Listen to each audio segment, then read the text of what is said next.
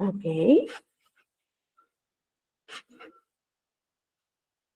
Lini, buenas tardes, ¿cómo estás? Estela Talavera, un gusto.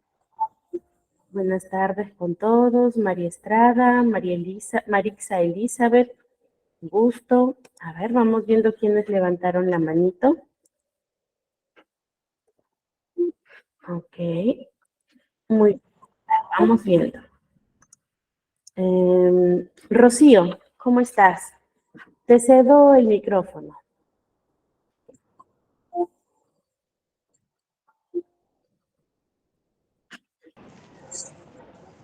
Buenas tardes con todos. Mi nombre es Rocío Canales Marín. Soy de Lima, del distrito de Comas, y tengo 21 años.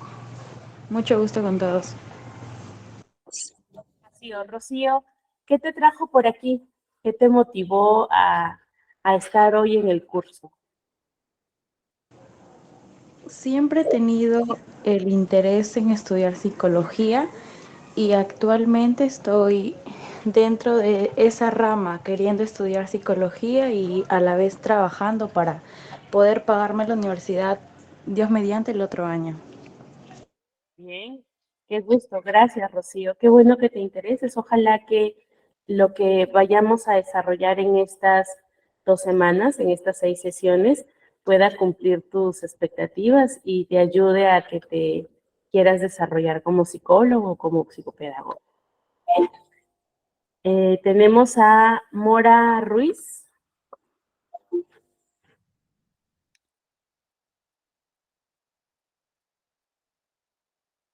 Mora, de repente María Irene Sí, Gómez. ¿Cómo estás?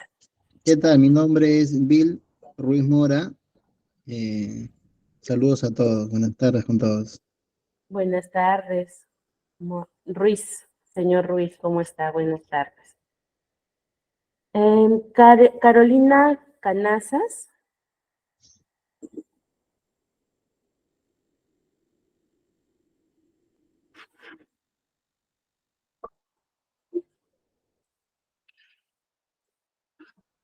Bueno. María Irene Gómez. ¿Deseas compartir? Ok. Buenas tardes con todos. Mi nombre es Miriam Gómez. Muy contenta por empezar el día de hoy esta clase de psicología educativa y con muy buenas expectativas. Eh, Bienvenidos a todos y darle la bienvenida a usted. Gracias, Miriam. Un gusto. Espero también poder cumplir sus expectativas. Vamos a tratar de hacer estas clases bastante dinámicas. Hay un poquito de teoría que es importante que conozcamos siempre. Yo, durante toda mi formación y durante todo el trabajo que llevo ya haciendo, siempre han recalcado los maestros, la teoría es importante, conocer el marco teórico es importante, porque sin eso no vamos a poder hacer un buen tratamiento, abordaje, diagnóstico. Si no hay conocimientos, ¿cómo vamos a saber qué anda mal? ¿No? Entonces es importante que nosotros conozcamos un poquito de teoría y ya en la última media hora vamos a trabajar lo que es casos. Yo he preparado unos 5 casos para explicarles, pero si alguno de ustedes desea compartir un caso que esté relacionado con el tema que vamos a trabajar hoy, entonces lo podemos escuchar y darle algunas pautas. Muy bien. Recuerden que las sesiones que tenemos aquí son instructivas, no son de consulta, pero si hay alguna necesidad que pueda resolver o ayudarles o orientarlos, entonces lo escuchamos. No se vayan a enojar si les digo, bueno, eso no se puede tratar por aquí, porque no estamos en consulta. ¿Listo? Ok, entonces, a ver, uno más. ¿Quién quiere? Loren Ruiz y luego Mary Amparo.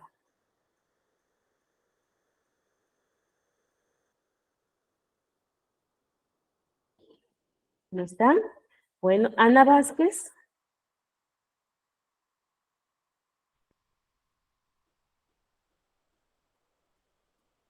Ok, ¿no están por ahí? Buenas tardes. ¿Cómo estás? Buenas tardes. ¿Cómo está, mi? Buenas tardes. Mi nombre es Ana Gracias. Vázquez. Bueno, estoy aquí en el curso porque estoy muy interesada en aprender. Bueno, soy ingeniero de profesión, pero también dedico mis tiempos a trabajar como docente en el nivel secundario y estoy muy interesada en aprender esta parte de psicología, pues, ¿no? Porque es necesario para poder trabajar con nuestros jóvenes. Entonces, estoy muy entusiasmada. Quisiera aprender. Ok, entonces me voy a esforzar muchísimo para lograr tus objetivos. Muchas gracias, Ana. Muy bien, a ver, vamos a darle espacio a una persona más. Por aquí hay un varón, Exxon Madera Terán. De Muy repente, buenas si eres noches, presente. buenas noches con todos los presentes. Bueno, mi nombre es Edson Bienvenido. Madera Terán, soy de Cusco, estoy participando con muchas expectativas en este curso y bueno, siempre con ganas de poder llevar a la práctica lo que podamos aprender. Soy docente de profesión. Gracias, Edson. Buenas noches. Ya. ¿En qué nivel estás ejerciendo, Edson? Nivel secundario. Ok, secundario. Muy bien. Ok, a ver, voy a leer uno de los comentarios. Dice Victoria Almeida, docente de educación inicial. Me motiva a seguir aprendiendo para ayudar a los demás, sobre todo a los niños. Muy bien, Victoria, muchas gracias. Eso es bonito de ver. Uno nunca deja de aprender, ¿verdad? Muy bien, listo. Sí me escuchan bien, ¿verdad? Confírmenme, por favor, si me escuchan. ¿Todo bien para dar inicio a nuestra clase? ¿Sí? Perfecto, muy bien, muy bien. Las confirmaciones las pueden hacer con los emoticones o también pueden hacer mediante el chat. ¿Ok? Voy a bajarle las manitos un ratito para empezar a organizarnos. Muy bien, les voy a compartir pantalla para, me indican ustedes si es que se observa bien, si es que hay que agregar un poquito. Todos ya están en el grupo de WhatsApp, por lo tanto, deben haber recibido el material. Ok, muy bien. ¿Listo? ¿Me confirman? ¿Se observa? Perfecto, muy bien. Gracias, Victoria, Keila, Madeleine. Muchas gracias. Muy bien, listo. Hoy vamos a tratar un tema, más que todo es de introducción, ¿listo? Lo que vamos a ver es cuál es el rol de la psicología educativa, cuál es la relación que tiene en la educación.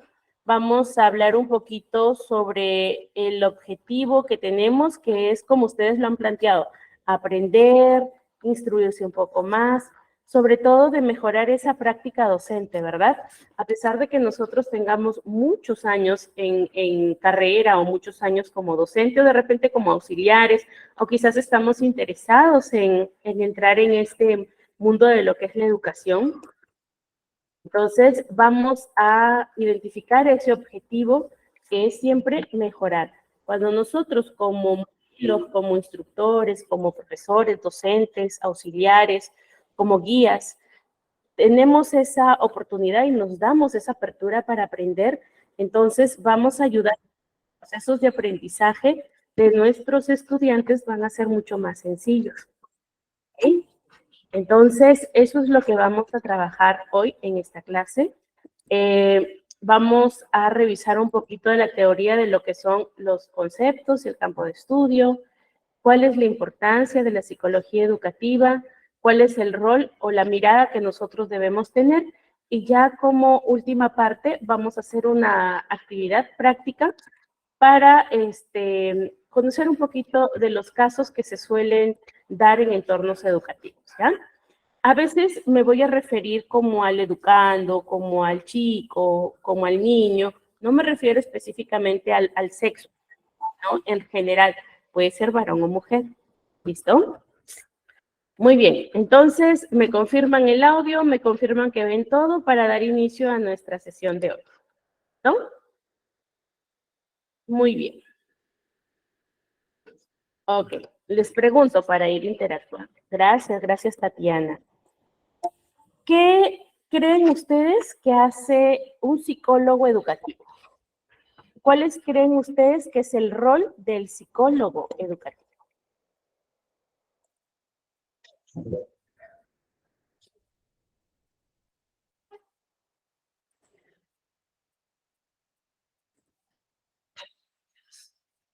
Muy bien. A ver. ¿Quién levantó la manito? Por acá, a ver, tenemos Claudia Asensio.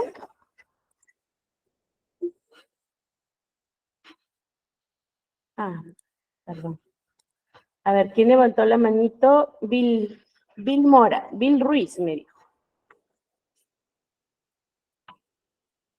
Te escuchamos, Bill.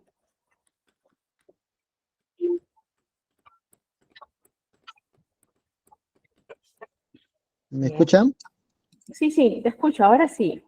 Ya, sobre la pregunta, qué deberíamos o qué debería hacer el psicólogo, ¿no? O la función que debería hacer es aprender a escuchar a la persona y tratar de comprender y darle facilidad y poder ayudarlo.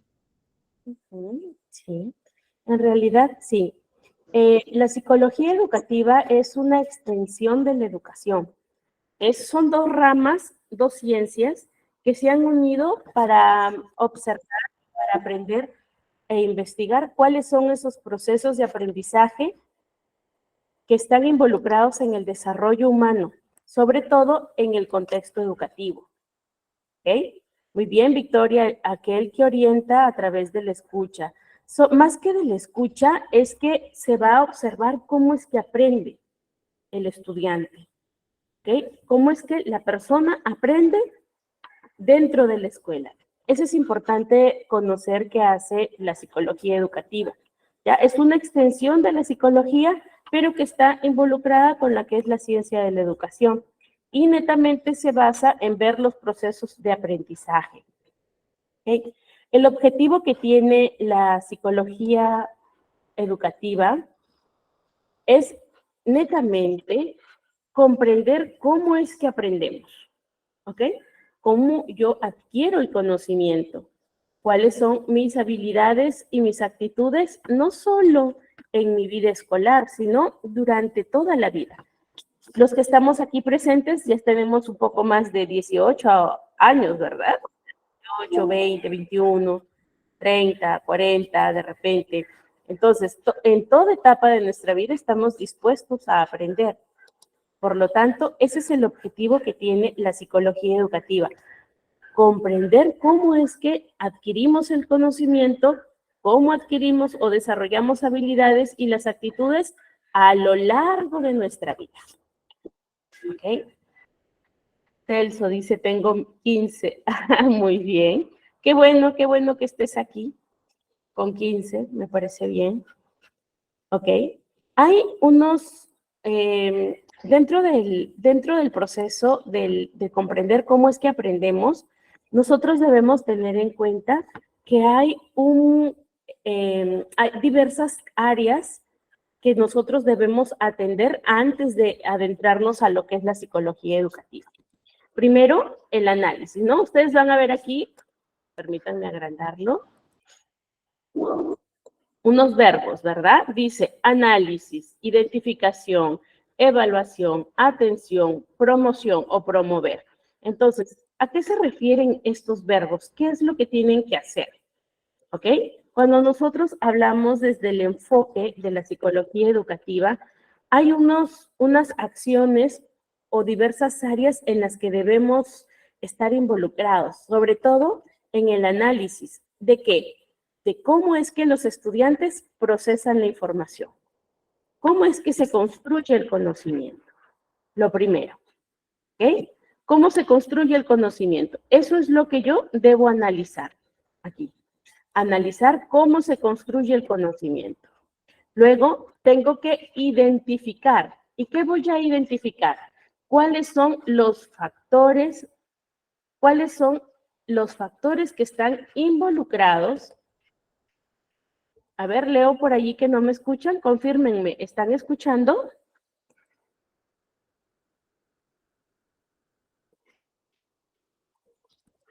¿Sí? Ok.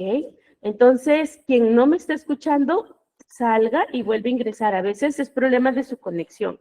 Aquí todo está bien. ¿Listo? Entonces, les hablaba acerca de la identificación, que es sobre todo de verificar, de identificar ¿Cuáles son los factores que influyen en mi adquisición o en mi rendimiento académico y sobre todo en la motivación? Primero, analizar cómo es que aprendo.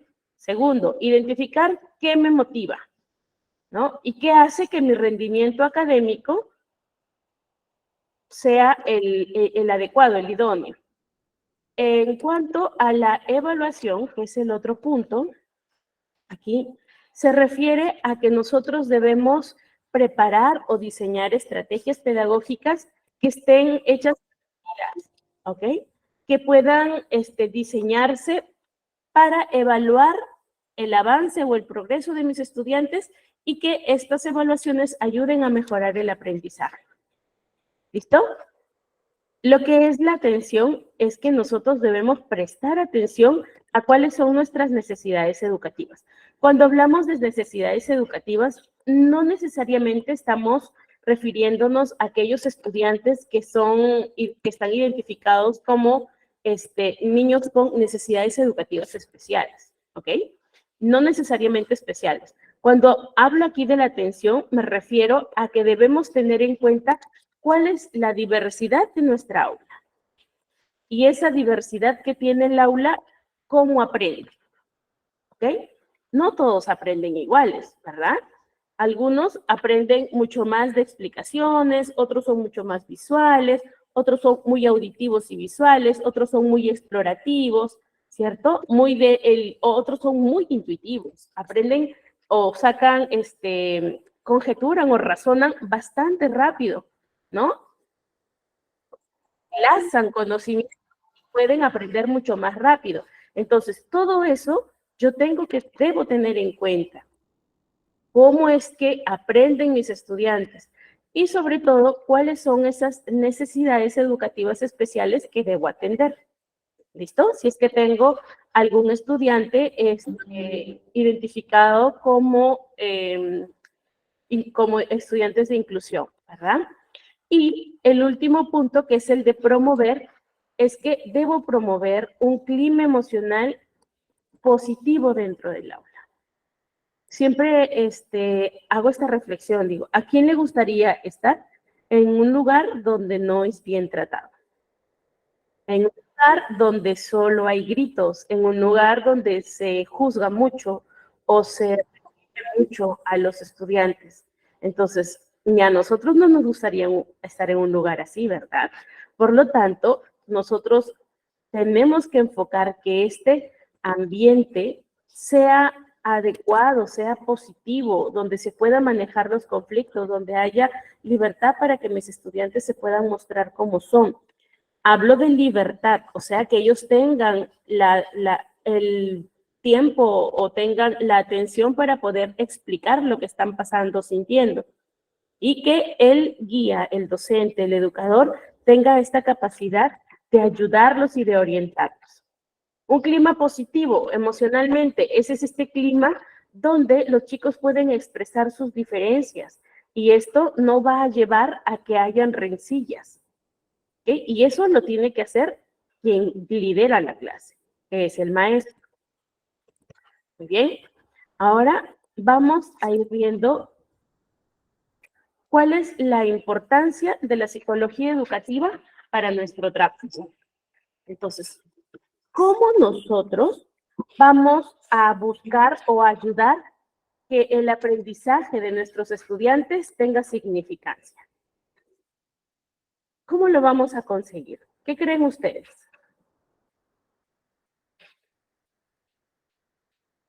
Es correcto, Victoria, ya que antes de pasar al otro tema, ¿no?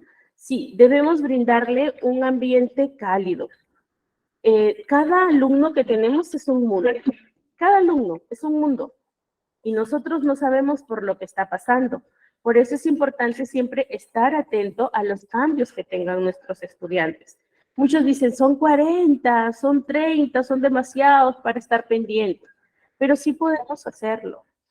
¿Okay? Sobre todo estar atento a estos cambios que son muy drásticos en cuanto a nuestros estudiantes. Porque puede ser que dentro del aula se estén dando algunas microagresiones o puede ser que estas agresiones vengan de casa o del entorno. ¿Ok? Entonces, no, recuerden que los docentes no aplican test.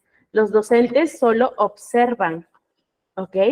Cuando hablamos de psicología educativa, es el psicólogo el que va a hacer la intervención o va a hacer la identificación, pero los docentes deben tener conocimiento y preparación. ¿Por qué? Porque son ellos los que van a derivar al departamento de psicología para que se pueda atender estas dificultades por las que pueda pasar el estudiante, ya sean dificultades emocionales, de aprendizaje o conductuales.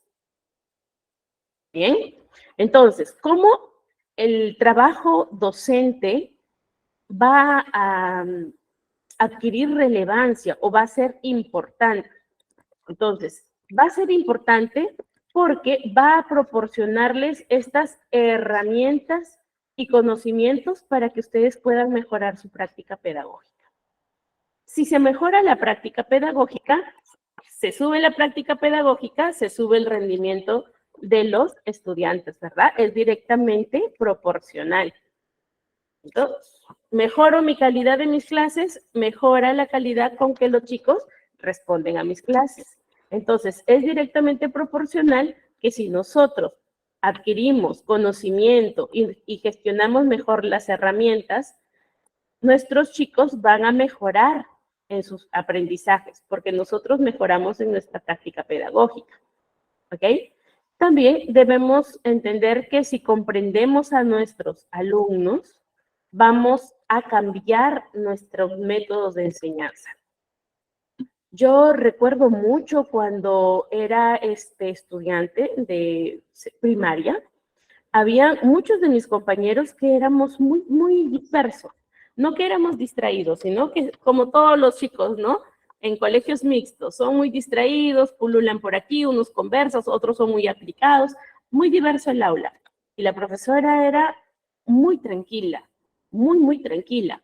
Y ella sabía cómo éramos sus estudiantes y lograba hacer que los equipos de trabajo sean distintos, o sea, que no tengan el mismo carácter. Lograba juntarnos así y por lo tanto era más enriquecedor el armar grupos y el trabajar, por ejemplo, ¿no? Entonces solía poner a los tranquilitos, con los hablantines, a los que eran bastante, les decíamos nosotros los cerebritos, ¿no?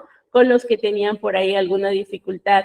Entonces, hacía que uno y otro nos ayudáramos en las áreas en las que teníamos dificultades.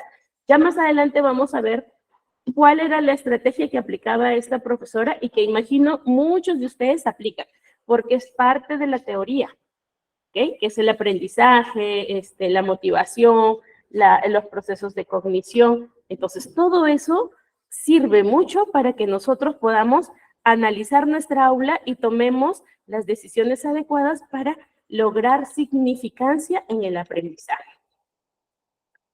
¿Ok? Eso era el fin. Entonces, para que nosotros podamos lograr estas experiencias de aprendizaje más significativas, ¿qué tenemos que hacer? Primero, adaptar. ¿Adaptar qué? Adaptar nuestra metodología de enseñanza al aula. ¿Listo? A la realidad de mi aula. Luego hay que comprender cómo es que aprenden mis estudiantes. ¿Cómo aprenden? ¿Qué les ayuda a aprender? ¿Cómo yo logro captar la atención de mis estudiantes? Y luego proporcionar el material que necesitan para que ellos puedan desmenuzarlo, para que ellos puedan procesar la información. Juntando estos tres aspectos, vamos a lograr que las experiencias de aprendizaje tengan importancia para los chicos. ¿Ok? A ver, Sergio dice, si un niño sufre de autismo, ¿qué podemos hacer cuando tiene problemas de aprendizaje? A ver, no se sufre de autismo. El autismo es una condición neuropsicológica, ¿ok? Es un trastorno del neurodesarrollo, por lo tanto no se sufre. Para que se pueda trabajar con autismo hay distintas estrategias. Primero hay que conocer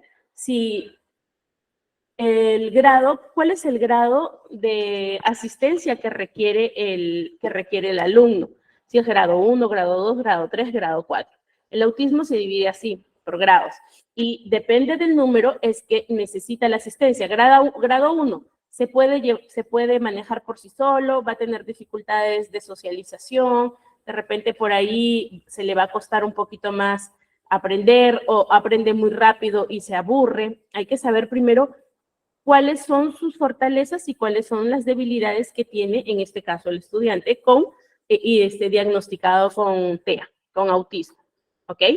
Y, lógicamente, hay que tener contacto con el terapeuta que lleva a cabo el trabajo con el niño para que las estrategias se mantengan, se refuercen, ¿ok? No estén trabajando uno una estrategia y el otro la otra estrategia. Entonces, sí es importante que haya mucha comunicación entre los terapeutas y el maestro para que él pueda reforzar y también brindar información al terapeuta o a los terapeutas para que puedan aplicar mejor las estrategias y resulte el trabajo que se está dando. ¿Okay? Entonces, sí es importante que tengan asistencia, que estén en terapias. En el caso, ha empezado a golpear y sobre todo cuando alguien llora. Ya, aquí hay que ayudarle a trabajar contención emocional. Eso se le enseña, ¿ok?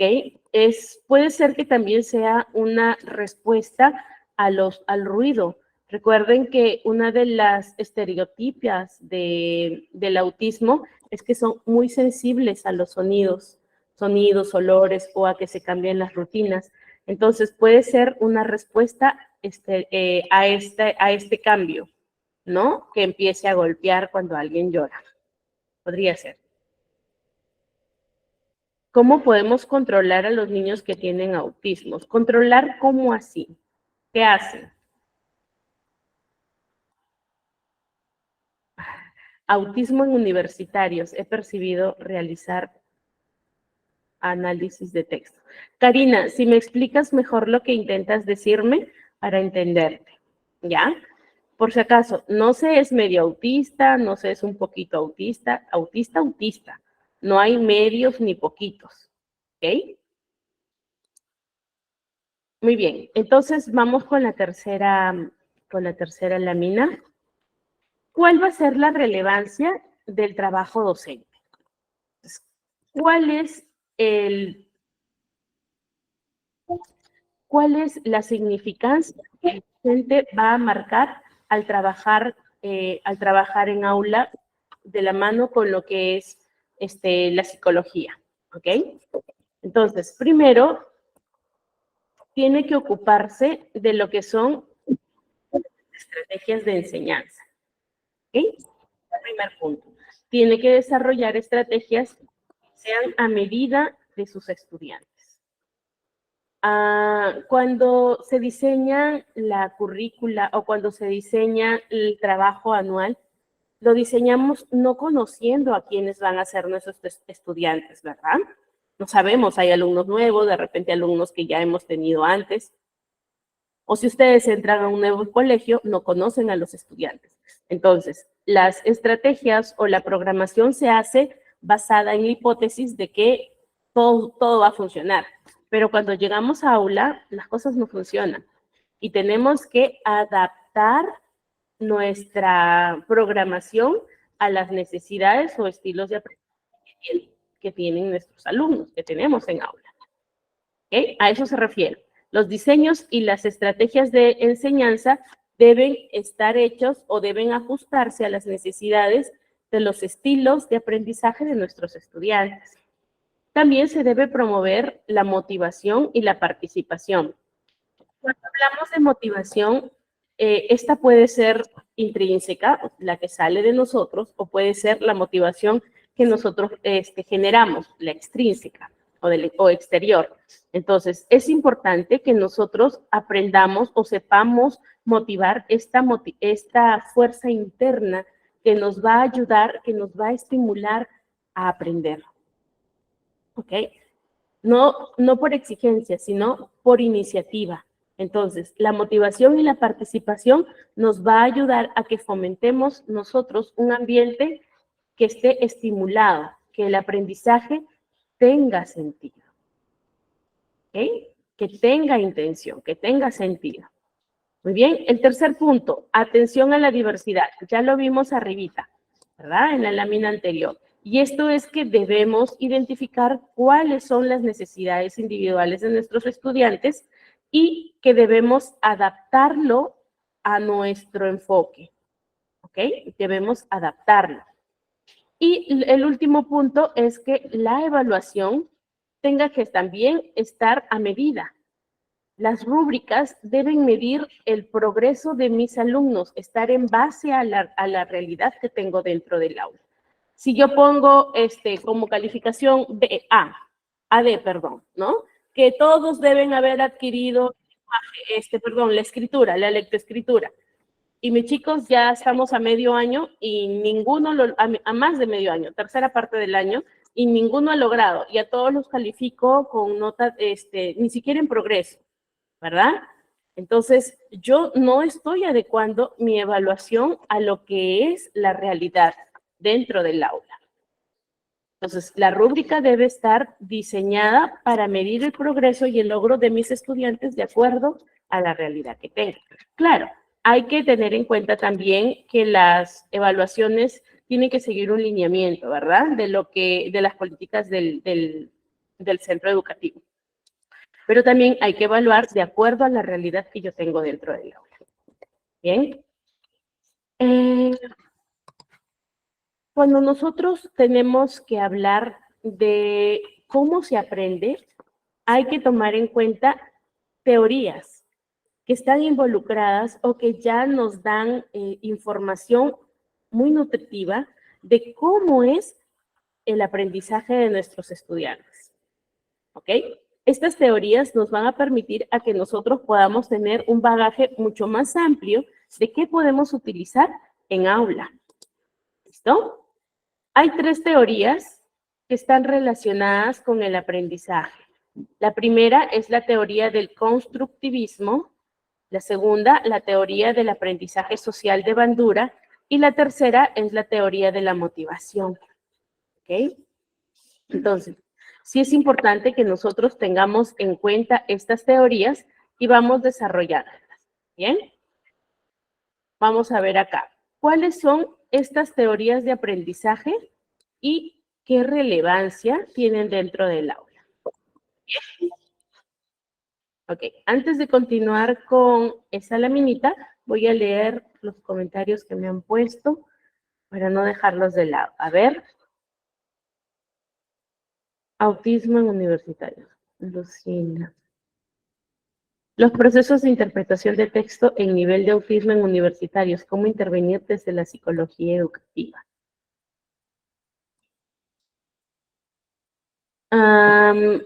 Debe ser que estamos hablando de un caso de autismo que no es de alto rendimiento, ¿ok?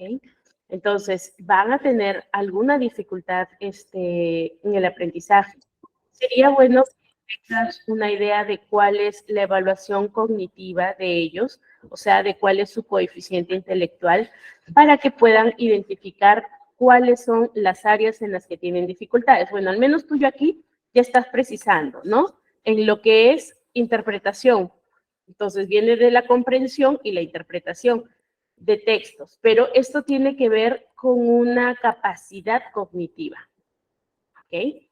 Entonces, sí tendrías que, como es puntual, tendríamos o tendrías que saber cuál es tu nivel cognitivo del estudiante para que en base a ello puedas tener mayores estrategias. ¿Ok?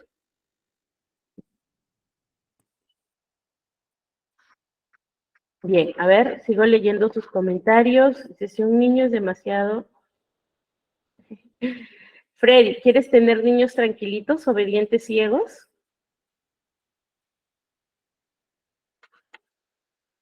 La energía es propia de la niñez, es propia de la adolescencia, es propia de la juventud, es propia de la adultez. Si no tenemos energía, no tendríamos ganas de hacer nada. Entonces, ver actividad es un concepto que está mal entendido, ¿ok? Nosotros como adultos creemos que los niños deben tener obediencia ciega. La obediencia ciega no es nada más que siéntense, cállense, hablen, respiren, no respiren. ¿Quieren eso? Entonces, cuando nosotros buscamos que los niños hagan lo que les decimos, solo porque se los decimos, entonces es obediencia ciega. Pero si tú convences o haces que el niño razone para que siga la instrucción que le das el poder a que él decida hacerlo o no. No le impones. Entonces, la hiperactividad o el exceso de energía es una característica de los seres humanos. Somos así, somos impetuosos. Eso se va regulando con el tiempo, es cierto. Pero no es que lo vas a sentar. Hay en algunos casos que hay un trastorno que se le conoce como el trastorno de déficit de atención con hiperactividad, que es una condición neurobiológica donde muchas veces el trabajo se hace con intervención conductual, con intervención psicológica conductual, seguimiento de terapia. Pero hay algunos casos que la hiperactividad ya es tan marcada, tan fuerte, tan incontrolable, que algunos padres recurren a la medicación. No dejan de lado el tratamiento o la terapia, porque igual hay que hacer la intervención para que el chico o el estudiante vaya aprendiendo a controlar. No es que no pueda hacer las cosas, las va a hacer, solo que les va a tomar muchísimo más trabajo lograrlo, ¿ya? Pero entonces hay que entender allí, Freddy, ¿qué es lo que buscas? ¿Obediencia ciega, seguimiento de instrucciones, o de repente les falta poner límites a los chicos, o hay un trastorno de por medio? ¿Ok? Entonces, eso hay que tenerlo claro. Nos dejamos llevar porque queremos chicos que sean obedientes, pero nos olvidamos de desarrollar el pensamiento crítico y la independencia y la autonomía, que son características que son necesarias para crear adultos, para tener adultos autónomos, pensantes. ¿Ok? Muy bien. Ya, vamos a dejarlo, Marina, para la última parte, cómo abordar o cómo puedes trabajar con niños con condición de autismo. ¿Ok? Sí, eso en todo, Rodrigo. No te preocupes, Rodrigo.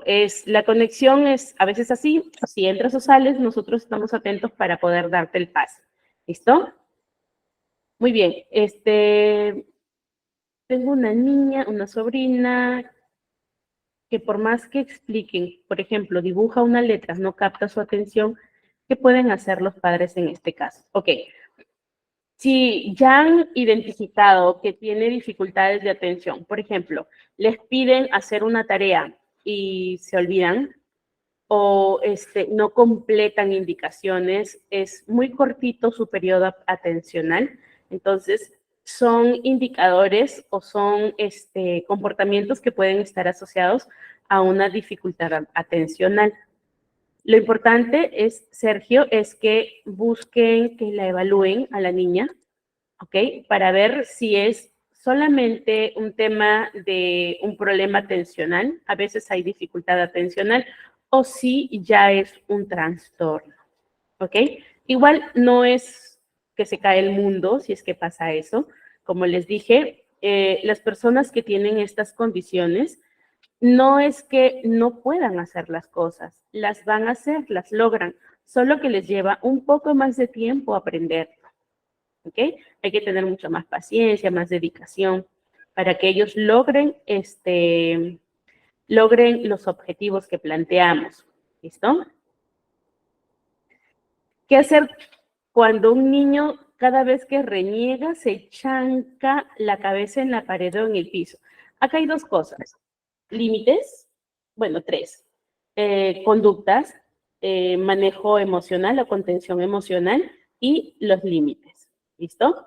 Entonces, el niño ha aprendido que cuando hace una rabieta, consigue lo que quiere. Entonces, aquí hay que ayudarlo a desaprender primero eso. ¿Okay? Y eso es un trabajo que se debe hacer en conjunto con los padres. Porque si en la escuela nosotros corregimos o reforzamos o castigamos la conducta problema y en casa hacen lo contrario, hay información que no está dirigida a un solo objetivo. Entonces, hay información que está muy separada y confundimos a la criatura, confundimos al niño o niña. Entonces, es importante llamar a los padres, hablar con ellos, derivarlos al departamento de psicología para que el psicólogo pueda abordar este tema. Sugerir que entre a terapia o desde la escuela, si es que hay la posibilidad, ayudarlo a trabajar, pero es un trabajo que se va a hacer en escuela y en casa. ¿Ok?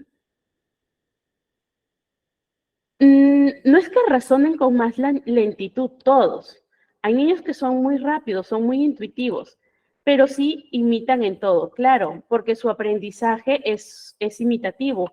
Ya vamos a ver más adelante cuáles son las teorías del aprendizaje.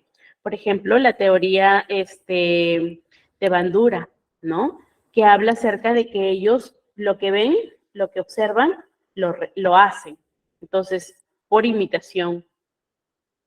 ¿Ya? Pero no es que razonen con lentitud todos los niños. Hay niños que sí, porque están acostumbrados a que les den la indicación, o sea, no los hacemos pensar, le das la pauta clara o les dices qué hacer. Pero si hay niños que han sido motivados desde pequeño y han sido estimulados a ellos mismos generar, pensar, tener ideas, entonces no es que van a razonar muy lento, ¿ok? Ahora también no esperemos que los niños razonen como un adulto, así de rápido, porque su conocimiento es poquito, es chiquito. Entonces se van a tardar en crear conexiones, ¿ok? En sacar, en inferir, ¿ok? En tener conclusiones. ¿Qué podemos hacer cuando tenemos niños imperativos? Imperativos. A ver, explíquenme qué es imperativos. ¿Ok? Creo que están hablando de estos niños que tienen demasiada energía, que son revoltosos en aula. Hay varias estrategias. Si se están refiriendo a esos, a ese tipo de estudiantes que tienen demasiada energía, hay que darles alguna tarea adicional dentro del aula. Puede ser que su aprendizaje es mucho más rápido y ya lo conocen de repente lo que estamos enseñando y se distraen con más facilidad. Y por lo tanto, están distraídos, quieren distraerse con otros niños. Entonces, ahí es que nosotros lo vamos diciendo, no, él distrae, él es muy hiperactivo. ¿No? Imperativo, no sé a qué te refieres, pero estoy asumiendo que es hiperactivo. Entonces, hay que darles chamba. Si ya aprendió algo, de repente que nos ayude con el tema de los cuadernos, que nos ayude con el tema de borrar la pizarra o de escribir algún ejercicio en la pizarra. Entonces, uno se va ingeniando de estrategias. Pero recuerden no colocar etiquetas a sus estudiantes, ¿ok? Entiéndanlos, no los juzguen, entiéndanlos. ¿Por qué es que hace eso? ¿Cuál es su proceso? Porque si ya los etiquetamos, nosotros vamos a siempre decir el malcriado, el respondón, el revoltoso, el hiperactivo, ¿verdad? El faltoso, el que nunca hace tareas. Entonces, hay que entender por qué es que llega a eso. ¿Listo? Ese es el síntoma en lo que estamos viendo. Hay que buscar las causas. ¿Por qué los niños le cogen pereza al estudio? Buena pregunta. Suele pasar, no digo que ocurra en todos, pero suele pasar que a los chicos les enseñamos a asociar el estudiar con castigo. ¿Y cómo es que llegamos a esto? Porque el niño está haciendo algo en la escuela o en casa y ¿ya estudiaste? Ya, anda a estudiar. Deja de estar por acá fastidiando. Anda a estudiar. ¿Ya cogiste tus cuadernos? Mamá, quiero jugar. ¿Ya estudiaste? Entonces, ellos van asociando. El estudiar no es una actividad divertida. ¿verdad? Y entonces empiezan a tener resistencia para estudiar.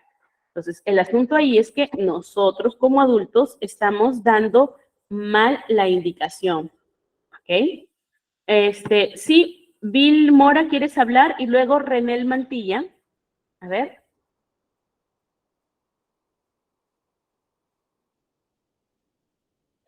Sí, qué bueno.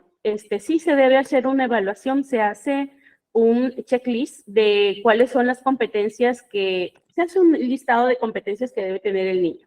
Si no las logra, entonces luego se va evaluando para ver cuál está lograda, cuál está en progreso o cuál ni siquiera se llega a adquirir. ¿Listo? Ya vamos a ir viendo esas estrategias. Gracias, Joseph. Sí, es cierto. No es que sea hiperactivo, como les digo, es el movimiento. Todos somos inquietos. Ustedes pueden estar una hora en una reunión que no les es atractiva, tranquilos. ¿Pueden estar así? Ahora tienen el teléfono para distraerse o conversan con otra persona o están mirándose las uñas o limpiándose las uñas o cogiéndose el pelo, ¿cierto? Ya.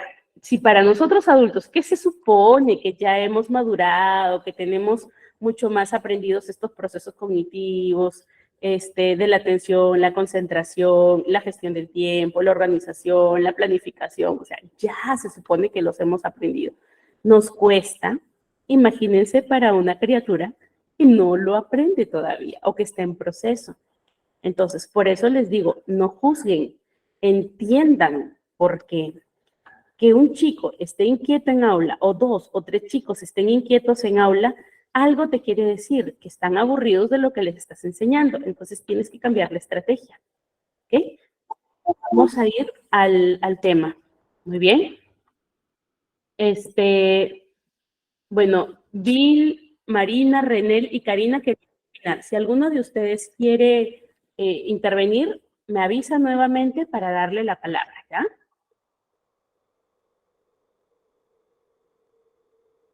Lo que pasa es que el aprendizaje tiene que ir de la mano con la práctica y tiene que ir de la mano también con el hecho de que nosotros hagamos pensar. O sea, si yo solo me dedico a hablar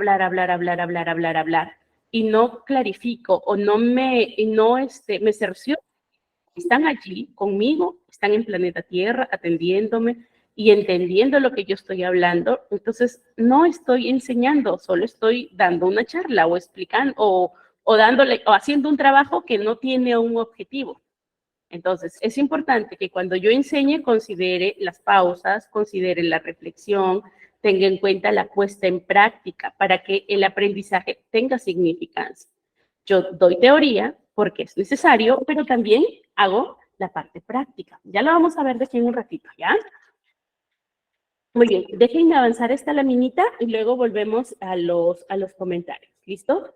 En cuanto a los modelos o a las teorías, hablamos de la teoría del constructivismo, que es una propuesta, en este caso está unida de las propuestas de lo que es Ausubel, Piaget y Vygotsky, ¿ya? Ellos, ¿qué es lo que buscan o qué es lo que hacen énfasis? El aprendizaje es un proceso. Y si es un proceso, significa que va de paso en paso. Y dice que es un proceso activo y constructivo. Por lo tanto, si es activo, debe tener movimiento, debe tener vida, debe ser atractivo, ¿ok? Y dice que es constructivo, es decir, que va de menos a más, va haciéndose de menos a más, ¿verdad?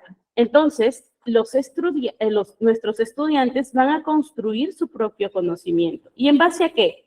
Lo que ya saben, con lo que va llegando, con la información. ¿Listo? ¿Cómo lo vamos a aplicar en el aula? Por ejemplo, nosotros podemos fomentar este aprendizaje significativo haciendo o programando o generando actividades que puedan ser retables, o sea, que les cause interés a nuestros estudiantes, que los desafíen, ¿ok? Y que pongan a nuestros alumnos a resolver problemas. Y esta es otra de las cosas que a veces genera inconveniente. Y es que cuando les damos problemas, los chicos lo ven como problema. Entonces, no lo están mirando como oportunidad de aprendizaje. Y esa es una perspectiva que debemos cambiar. Los problemas siempre van a existir y los problemas existen para un objetivo, para que nosotros aprendamos de ellos y los resolvamos. ¿Ok?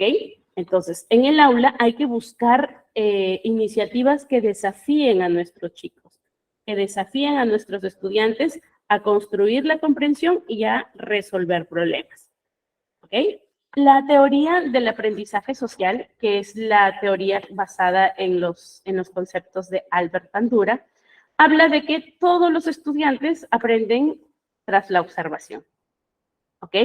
Y observan y modelan el comportamiento. Hace un ratito una compañera de ustedes o compañero decía que los niños infieren todos, ¿verdad? Que infieren muy y que todo lo que ven lo hacen. Sí es cierto. Y aquí está la teoría de aprendizaje social. Nos habla de que el aprendizaje se da por la imitación y el modelado. Bandura nos habla que nosotros somos los modelos a seguir. Nosotros como educadores somos los modelos a seguir de nuestros estudiantes. Lo es también una persona o un estudiante, un par, que sabe mucho más o que debe tener mucho más manejo de la información, del tema, ¿cierto? Entonces, todas estas personas que tienen un poco más de manejo y conocimiento van a ser los referentes para estos estudiantes que observan características en otro y que consideran que también pueden desarrollarlas. Entonces, ahí hay dos conceptos. El aprendizaje vicario, que es por observación, y el y la autoeficacia. Y la autoeficacia no es nada más que el decir, si él lo hizo, yo también puedo. Si él se parecía a mí y lo logró, entonces yo también puedo. ¿Okay? Aquí vamos a aplicar en aula esta teoría o este concepto, es porque nosotros vamos a fomentar el aprendizaje colaborativo. ¿Por qué es bueno el aprendizaje colaborativo? Porque así los chicos pueden observar directamente de quiénes pueden aprender o a quiénes pueden tomar como modelo dentro de sus compañeros de aula, el profesor o otros compañeros. ¿Ok? Entonces, es importante que nosotros, ¿se acuerdan que les decía de la profesora que nos lograba mezclar con distintas personalidades y distintas capacidades y habilidades? Ella aplicaba esto en la teoría social, del aprendizaje social, ¿verdad? Ponía a los que eran un calladito, uno que era bastante alocado y disperso, uno que era muy metódico y el otro que era así medio relajado, pero cumplido. Entonces, nos lograba mistear tanto que uno apoyaba el otro, porque recuerden la autoeficacia, la observación. Entonces, aplicaba mucho este modelo de aprendizaje. Y la otra es la teoría de la motivación, que está elaborada a raíz de las propuestas de Brunner, de Maslow, de Hesber y de Adler. ¿Ok? Ellos hacen énfasis o destacan que la motivación es el proceso que ayuda o que la motivación es importante para el proceso de aprendizaje. ¿Ok? Nadie va a aprender si no está motivado. ¿Ok? Si yo lo estudian, ¿van a aprender? No. Anda, coge tu cuaderno. Y vienes y mamá, quiero salir a jugar. ¿Y estudiaste la tabla? Pero no, va a estudiar la tabla. Entonces, no vamos a generar, no estamos generando motivación. Lo que estamos buscando es marcar la incompetencia, digámosle así, o que no tiene la habilidad o el conocimiento para castigar en base a eso. ¿Okay? Entonces, es importante que nosotros tengamos mucho cuidado cómo es que remarcamos o enseñamos a nuestros chicos a desarrollar esas capacidades que les faltan adquirir. ¿Ok? Muy bien. A ver, Dominic dice, es un niño, es buen estudiante tanto en el colegio y en casa, pero cuando le ordenas que haga algo, no lo hace, reniega y no hace caso, disimula y se queda parado. Se hace el tonto, como decimos, ¿no? Tontea, trata como sea de zafar responsabilidad. Es poco a poco. Hay que ayudarle con tareas que sean gratificantes para él o ayudarle cuando tenga la intención de hacerlo. O sea, por ejemplo, mamá, ¿en qué te ayudo? Y, no sé, estás cocinando o estás desmenuzando pollito. Mamá, ¿en qué te ayudo? Ya ven, desmenuza. Entonces, no. Entonces, ¿en qué me quieres ayudar o qué quieres hacer? No, entonces no ofrezcas ayuda, solemos decir, ¿no? O si le decimos, ya, haz esto. Y si lo hace mal, renegamos de que lo haga. Entonces, estamos dando una información que es contraria a lo que queremos conseguir. Por lo tanto, si ordenamos o solicitamos que nuestros chicos, o en el caso de lo que me comentas, es de un hijo, ¿no? Que le estás esperando que haga ciertas actividades en casa y no tiene la intención o no le gusta hacerlo. Entonces, empecemos con actividades que le son gratificantes. ¿Okay? También se puede utilizar el sistema de recompensas, pero hay que tener bastante cuidado de la forma en cómo lo utilizamos porque a veces es mal usado y lo que logramos no es lo que queremos. Lo que logramos es que el chico haga algo, pero porque va a obtener una recompensa económica o de repente un dulce, una salida o algo, pero no lo hace porque está aprendiendo o porque ya es parte de una conducta que ya se adaptó. Lo está haciendo porque va a conseguir algo. ¿Okay? Entonces, eso también hay que tener cuidado. Sí, Joseph, tienes mucha razón. Al principio, si nosotros queremos que las cosas se hagan como queremos, hay que enseñarlos, hay que guiarlos, ¿no? Justo la última vez observé a un niño que en la mesa no tiene modales para comer, ¿no? Y los padres suelen decir, come bien, no hagas eso, no se come así. Entonces ya en un momento le dije, si me disculpas, si tienes ese problema deberías hacer esto. No decirle no hagas eso, sino enséñale cómo debe hacer. Porque si nosotros nos guiamos, o sea, tú ya sabes qué tienes que hacer, pero él quizá no lo sabe, o lo sabe, pero no lo aprendió. Entonces es importante que nosotros no solo nos enfoquemos en el no hagas, sino así se hace. ¿Okay? Es guiarlo, hay que irle enseñando a guiarlo. Problemas de que los niños no quieren estudiar, los acompañamos a estudiar. Les enseñamos que el aprendizaje es divertido. ¿Okay? Hay que asociarlo. ¿Qué hacer con el adolescente que te contradice o te reta?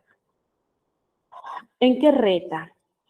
¿En qué contradice? ¿En cosas que no le gustan, en obligaciones, en deberes, en valores? ¿En qué contradice? Si es una persona que ya tiene conductas desafiantes y tiene mucho más comportamientos inapropiados, entonces podríamos estar hablando de un adolescente desafiante, ¿ok? Podríamos estar hablando también de un problema de conducta. Entonces, ¿en qué contradice? ¿En qué reta? Recuerden que el adolescente siempre va a tener estas dificultades porque está saliendo del yugo o digámosle así, de la guía, ¿no? Está saliendo del pensamiento dirigido. Entonces, ya vamos a aprender en la siguiente clase cómo es que se da el proceso por edades y para que ustedes entiendan cuáles son los cambios de los chicos. No es por así. Entonces, un adolescente ya adquirió este pensamiento crítico y por lo tanto, él piensa que puede hacerlo a su manera o quiere ir aprendiendo eso. Y si tú le impones con la idea de todavía es niño, yo lo voy a mandar, quiero que haga lo que haga porque yo lo digo. Entonces, si no se invita al chico o al adolescente a reflexionar, entonces no vamos a conseguir lo que queremos. Lo que vamos a conseguir es la rebeldía, la oposición. Entonces, podríamos estar orillando a que tengamos un chico o con una personalidad opositoria desafiante, ¿ok? Entonces, hay que tener cuidado cómo es que lo vamos a orientar. Depende también mucho de la visión que tengan los orientadores o los padres. Si son de los padres que su estilo de crianza es muy autoritario, entonces no van a darte razones válidas, te van a decir, hazlo porque yo lo digo. Pero si el estilo de crianza es mucho más democrático, entonces van a buscar razonar con el estudiante para convencerlo o llegar atrás. Es muy permisivo y estamos en el contrario a lo autoritario. Entonces, no lo hace, no quiere hacerlo, ya no importa, lo hago yo. Entonces, depende mucho del estilo de crianza. El que en la adolescencia se vayan evidenciando estos problemas no significa que no se puedan corregir. Aún están a tiempo, siempre se pueden corregir. Pero lo importante es que el trabajo salga desde todos los integrantes de casa, sobre todo de allí. El cambio debe generarse allí. ¿Ok? Muy bien, vamos a seguir con la siguiente laminita. Se nos va el tiempo. Muy bien. Aquí les estaba poniendo acerca de cómo podemos enseñar o de cómo podemos hacer las actividades de aprendizaje mucho más atractivas. ¿Okay? Por ejemplo, yo les quiero enseñar a los chicos acerca de, estamos en clase y les quiero enseñar acerca de la fotosíntesis o de cómo es el proceso de crecimiento de las plantas. Entonces, yo llego a mi aula, llevo mi material, mi diapositiva, o llevo mi separata y así nada más les quiero enseñar. ¿Ustedes creen que va a funcionar eso? Puede que sí, pero no va a surtir el efecto que yo quiero o que yo planeo en mi programación, ¿ok? Entonces, la propuesta que les traigo es que el trabajo deberíamos hacerlo mucho más atractivo.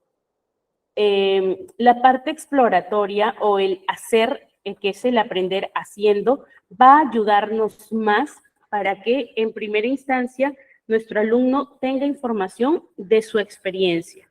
Luego vamos con la información teoría o de la información científica que querramos darle y se hace el tercer punto que es la construcción del conocimiento.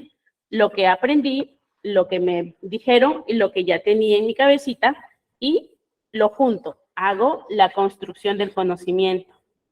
Puedo yo también buscar que el alumno inicie un proyecto de investigación, un vivero en casa, o germinar una semilla, observar las plantas, identificar tipos de hojas, dependiendo del tema que tú quieras trabajar, pero siempre tienes que hacerlo más vivencial, más del aprender haciendo, más que del aprender leyendo. ¿Listo? Muy bien, una vez que ya han hecho todos estos pasos, yo hice mi actividad más explorativa, más observacional, abrimos preguntas de discusión, ¿cómo crees que funciona? ¿Cómo crees que nacen? ¿Cómo plantaríamos un plátano? Cosas así, que yo los haga pensar. Luego, les das algo de información y les dices, ok, vamos a poner en práctica lo que hemos escuchado ahorita. Y luego ellos tienen que presentar los resultados de su investigación. Y tú al final, como educador, haces tu síntesis, ¿no? Haces tu reflexión. Y allí aprovechas nuevamente en dar la pauta acerca de la información textual que tienes que entregarles, ¿ok? Porque para que el aprendizaje tenga validez, no es solamente de mi experiencia o de lo que yo pienso, debe ser confrontado con teoría para saber si estamos en lo cierto. ¿Listo? Muy bien. Hasta aquí ¿está claro todo o hay alguna pregunta? Que ya vamos a entrar a la parte de resolver algunas consultas. Yo les voy a presentar ahorita unos casitos, ¿ok? Y luego, los escucho, ¿ya? A ver, ¿hasta aquí todo bien?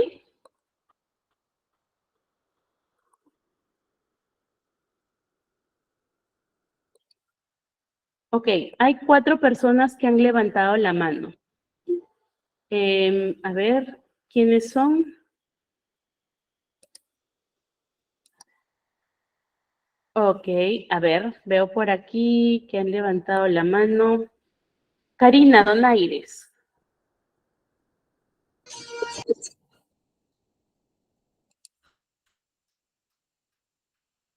Karina, ¿quieres decir algo?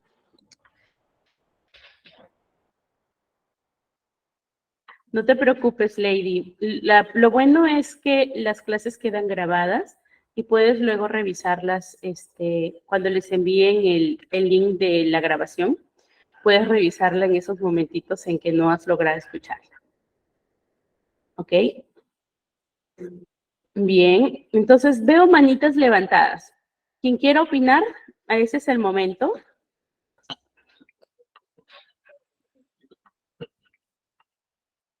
Buenas noches, Miss. Tenía una consulta. A un niño se le puede dar una recompensa, por ejemplo, si es que hace una tarea, se puede dar, decir, te voy a dar, no sé, una galleta, si es que haces esta actividad, o te voy a dar el celular. Muchos padres hacen eso. Pasa también en caso de mi sobrina, que es mis padres, que sus padres también. Si no le dan el celular, no hace la tarea. Ya, ok. Dependiendo, si los padres consideran que eso está bien para ellos. Si eso que está bien está ocasionando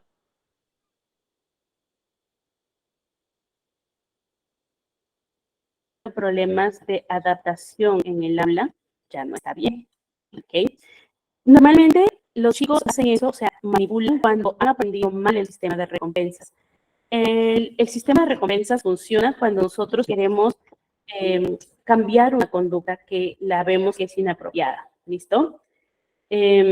Condicionamiento se habla cuando tú observas una conducta que no es adecuada o es disruptiva y tienes que exterminarla o desaparecerla e implementar una nueva conducta, la que es adecuada. ¿Okay? Para eso se hace un trabajo. Sí se utiliza el recurso de los premios o los reforzadores, pero como les decía hace un ratito, hay que saber cómo utilizar el tema de los reforzadores, porque si yo lo utilizo y le digo, no, te doy una galletita si haces esto.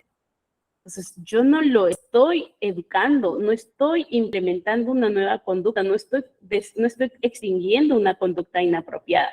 Lo que estoy haciendo es simplemente condicionándola a que si hace lo que siempre que yo le pida algo y ella se niegue, yo siempre voy a negociar dándole algo.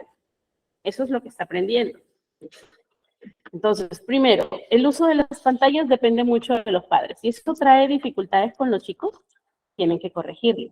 Yo no puedo decir si está bien o está mal. Para mí, si fueran mis hijos, estaría mal, porque yo buscaría otras estrategias. Pero si para ellos les ayuda a que puedan tener tiempo para hacer sus actividades, es cuestión de ellos. Lo van a ver que está mal cuando esa decisión les traiga problemas de educación, de manejo de conducta, dificultades en el aprendizaje o que no tengan interés, que son los casos que les he traído hoy día, ¿no? Entonces, ahí recién van a ver que no fue adecuada la decisión que tomaron. Pero mientras no les cause problemas, no van a admitir que es inapropiado ser muy permisivo. ¿Listo? Ahora, ¿cómo ayudamos para que estos chicos que aprendieron o asociaron a negarse a alguna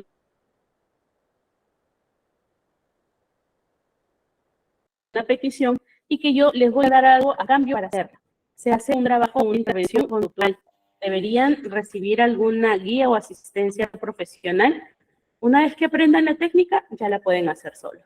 Pero sí necesitan, si eso le está causando muchas dificultades de adaptación, sí tienen que buscar ayuda para que puedan corregirlo. A ver, Manuel dice, si se utiliza un televisor en el aula y hay un momento de ver los animales, por ejemplo, pero siempre hay 1 o 2 alumnos que ya van a apagar la TV y dicen, ok, ahí es bien sencillo, hay que dar la pauta bien clara. El televisor se vence, vamos a mirar en la tele este tema. Tanto tiempo, se les pone la alarma y luego se apaga. Incluso es una técnica, es una herramienta o es un recurso que pueden utilizar también para ir quitando el condicionamiento al uso de pantallas en los niños. Entonces, darles tiempos y aclararles, ¿no? Voy a poner una alarma, te voy a dar pantalla tanto tiempo, suena la alarma y me lo tienes que entregar.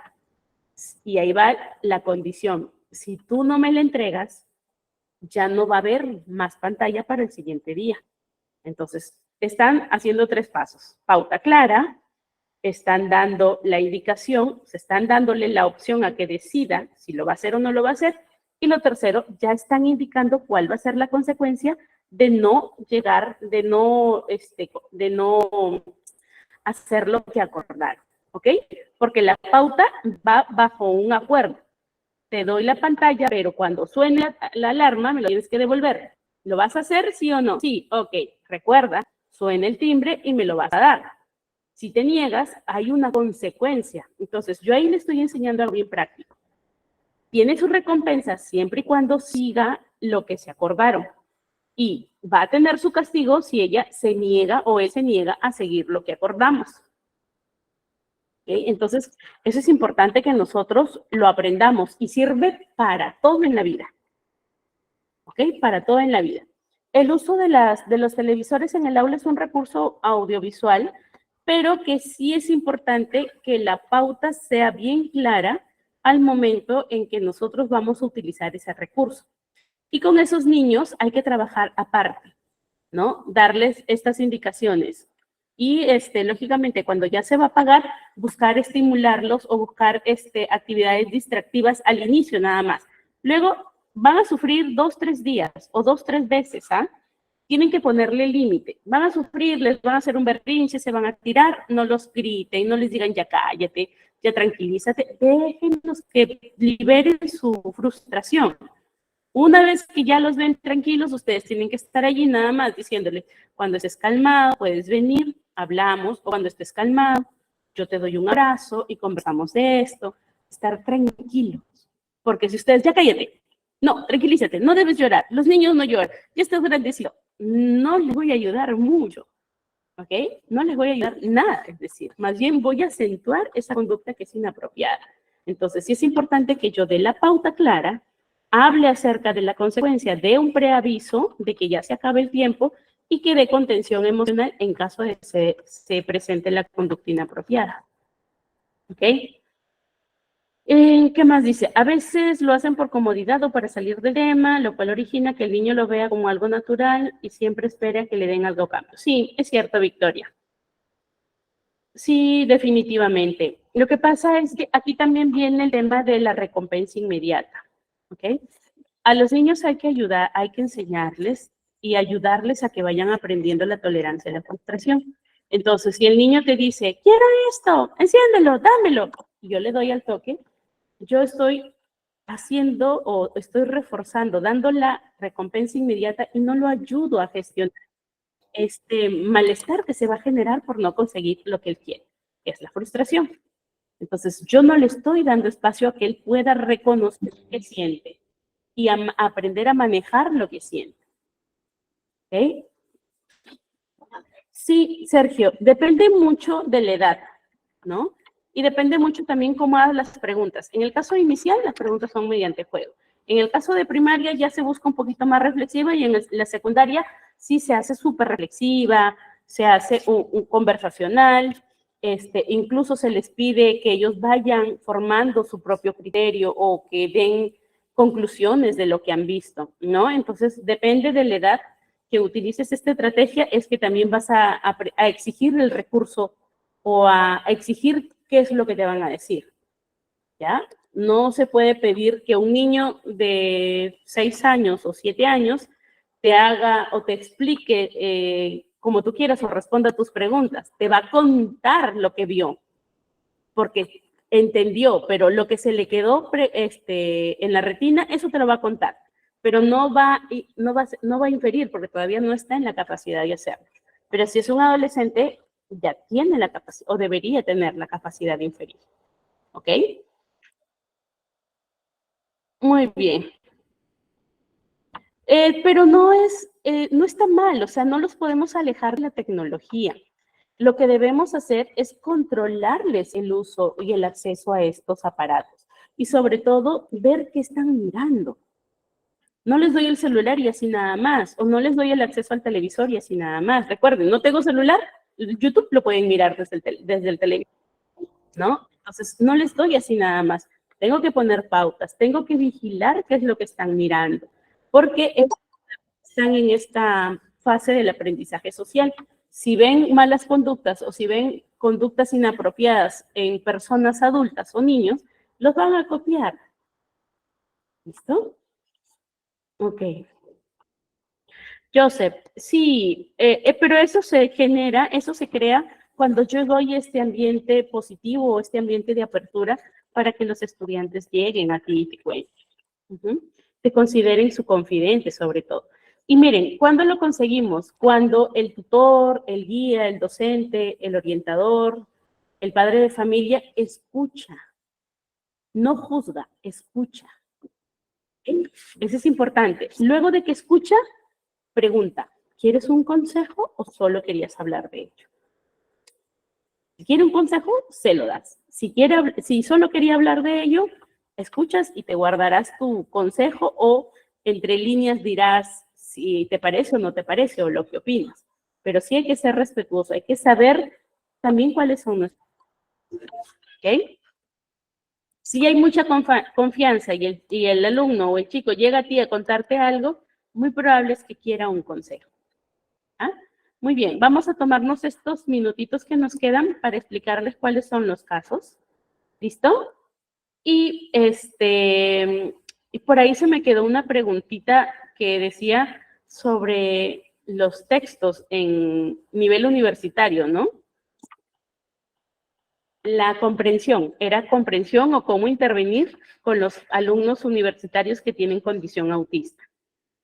Y vamos a hablarlo en un ratito. Miren, en cuanto a los casos en entornos educativos, ustedes van a observar, si es que ya lo han visto, chicos que tengan dificultades en el aprendizaje. Chicos que tienen un comportamiento desafiante, que está relacionado con los límites, o también que no están motivados para aprender. También van a encontrar a estudiantes que necesiten que se diseñe la materia o que se necesite diseñar la estrategia de acuerdo a su capacidad, que es la integración de los estudiantes con necesidades educativas especiales. Y también la atención a estos casos de hostigamiento dentro del aula. ¿Listo? Vamos a escoger dos. ¿Cuál les gustaría trabajar para poder darles más o menos el enfoque de qué es lo que qué estrategia podríamos aplicar en este caso?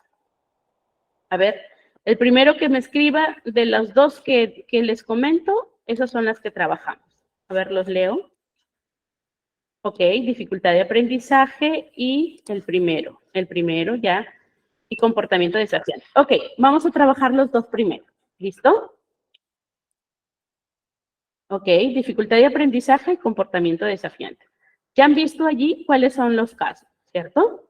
En este caso, Juan tiene dificultades para leer y comprender lo que lee. Entonces, hay dificultades en el lenguaje comprensivo. ¿Qué es lo que vamos a hacer? Primero, hay que derivarlo para que se le pueda hacer una evaluación psicoeducativa o psicopedagógica, para que podamos identificar cuáles son estas dificultades, qué está generándole estas dificultades a Juan. Puede tener un problema de dislexia, dislalia, disgrafia, ¿no? Puede tener unas dificultades de aprendizaje. Entonces, primero hay que saber cuáles son estas posibles dificultades de Juan. Luego que ya identificamos cuáles son estas dificultades, hay que implementar las estrategias diferenciadas para poder enseñar. ¿Ya? Si continúan con nosotros en las clases, las siguientes, creo que el sábado trataríamos lo que son diferencias individuales. Ahí les voy a presentar unos videos que lo pueden ir viendo. Estrellas en la Tierra se llama la película. ¿Ya? Pueden ir viéndola. Es una película hindú que habla acerca de las diferencias de aprendizaje, sobre la dislalia, ¿ya? Sobre la dislexia, perdón. Entonces, pueden mirarla porque voy a utilizar ese material como referencia para poder explicarles. Ah, muy bien, es muy buena, sí, es muy buena.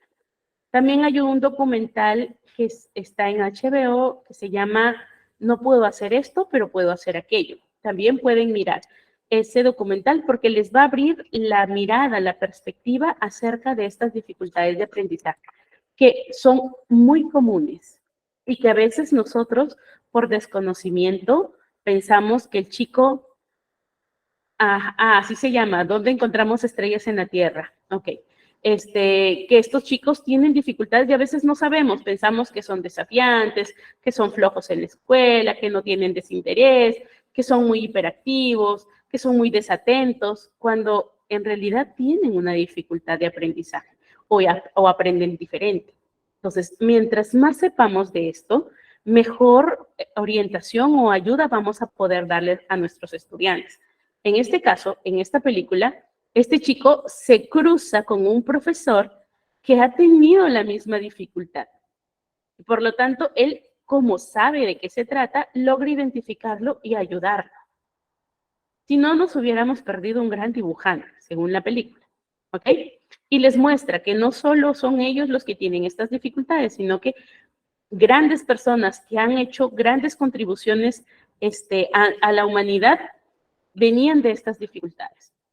Entonces, no es no es una incapacidad la que tienen, solo que las cosas las hacen o las aprenden de distinta manera. ¿Listo? Por el caso. Estrellas en la Tierra.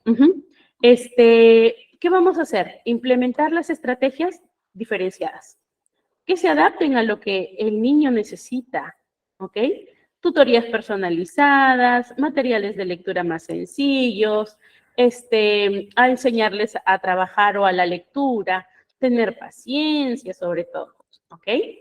Y hay que buscar la colaboración con el psicólogo educativo o el terapeuta para que se le pueda dar el apoyo emocional, en este caso, a estos chicos que tienen las dificultades en el aprendizaje. Porque no solo es esta dificultad, sino también viene ya la parte social. Son juzgados por los compañeros por tontos o empieza el bullying, ¿verdad? Es un corto, la otra es un corto, se llama I Can Nothing, pero yo no puedo hacer estas cosas, pero puedo hacer la otra, ¿ya?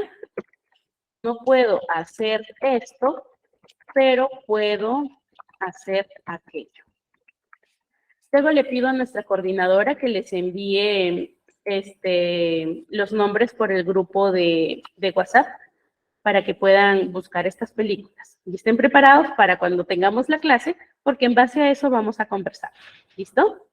Ok, el segundo caso, les decía, que es importante que estos estudiantes que se les identifica que tienen dificultades del aprendizaje, puedan recibir apoyo emocional.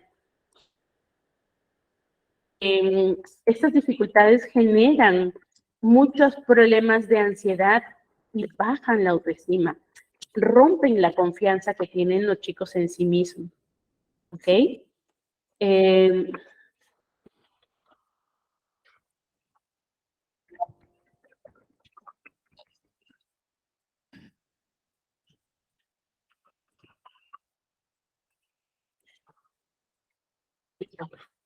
Ahora, el otro caso, del caso del comportamiento desafiante.